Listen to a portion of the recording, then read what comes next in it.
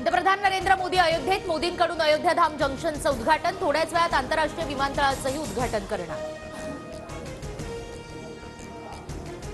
पंतप्रधान नरेंद्र मोदींकडून अयोध्येत वंदे भारत एक्सप्रेसला हिरवा झेंडा. 2 अमृत भारत तर 6 वंदे भारत एक्सप्रेस आजपासून प्रवाशांच्या सेवेत.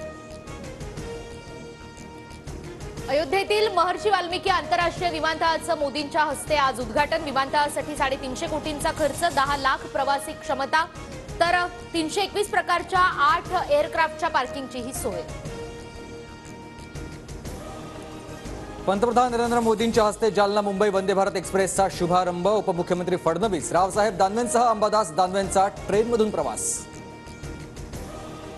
वंदे भारतच्या उद्घाटन निमंत्रण पत्रिकेवरून नाराजी नाट्य. नाव का वगळलं? एमआयएमच्या जलील यांचा सवाल. तर पालकमंत्री आणि मंत्र्यांचं नाव नाही हे चुकीचं, संजय शिरसाट यांचीही नाराजी. छत्रपती संभाजीनगर स्टेशनवर इम्तियाज जलील यांच्या समोर भाजप कार्यकर्त्यांच्या जय श्रीरामच्या घोषणा. घोषणाबाजीनंतर एमआयएम आणि भाजप आमने सामने. आता फक्त श्रीरामांना अयोध्येतील उमेदवारी देणं बाकी. राम मंदिर उद्घाटन सोहळ्यावरून संजय राऊतांचा भाजपला खोचक टोला. 1 जानेवारीला इस्रो एक्सपोसॅट सॅटेलाइट लॉन्च करणार. सॅटेलाइट अंतराळातील रेडिएशनचा अभ्यास करणार.